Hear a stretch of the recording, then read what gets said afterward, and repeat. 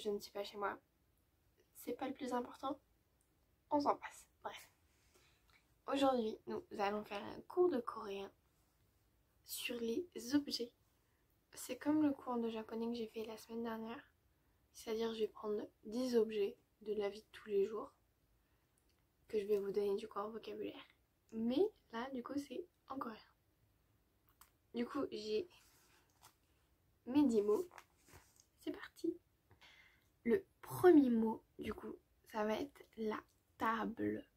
La table qui va... Il y a beaucoup de mots, je tiens à le dire tout de suite. Il y a beaucoup de mots qui se prononcent comme les mots anglais. Genre, la table, ça va se dire table. Enfin, table. Bull. Table. C'est la prononciation comme à l'anglaise en fait. Même chose pour la fourchette qui va se dire poke. Genre en anglais c'est fork. Et du coup, vu qu'il n'y a pas de F en coréen, ça va se dire poke. Je me rends compte que mes mots c'est beaucoup tourné autour de la cuisine et et de gros objets, on va dire. Enfin bref, des objets qu'on utilise tous les jours.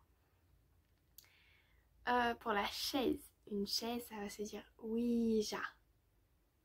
Alors attention, parce qu'il y a ouija avec un J, du coup c'est la chaise. Et il y a ouisa avec un S qui veut être le médecin.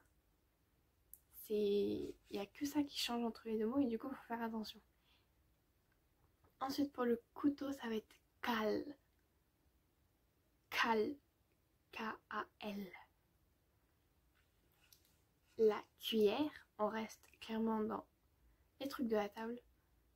La cuillère, ça va se dire sukara. Le D qui a en patime, en dessous du coup dessous, il va être prononcé un peu en queue avec le K qui est dans la syllabe à côté. Du coup, ça va être sukara. Genre, va falloir marquer la syllabe d'en dessous, mais sans trop la prononcer en deux. Sukara. Bref. Du coup, ça c'est pour la cuillère. Nous avons ensuite les baguettes qui vont se dire chokara. Chokara. Là, j'avoue, je l'entends pas assez souvent pour savoir si le S en dessous se prononce, mais je crois que c'est comme pour la cuillère, c'est juste prononcer une démarcation chokara. Et voilà. Une assiette, ça va se dire chopshi. Job. Non. Vu que c'est un EO, c'est job. Chopshi. Chopshi. Ensuite, on va changer du coup d'univers. On va passer à la télévision qui va clairement se dire télévision. Pourquoi chercher plus loin? Vraiment. Télévision, du coup, ça va être télévision. Le téléphone, ça va être 핸드폰. C'est un handphone, mais version coréenne, c'est 핸드폰. L'ordinateur, ça va être comme à l'anglaise aussi, computer, mais en version coréenne du coup, computer. Ça me fait rire. Et pour finir, nous allons avoir le bureau qui va se dire 책상, 책상, et le lit.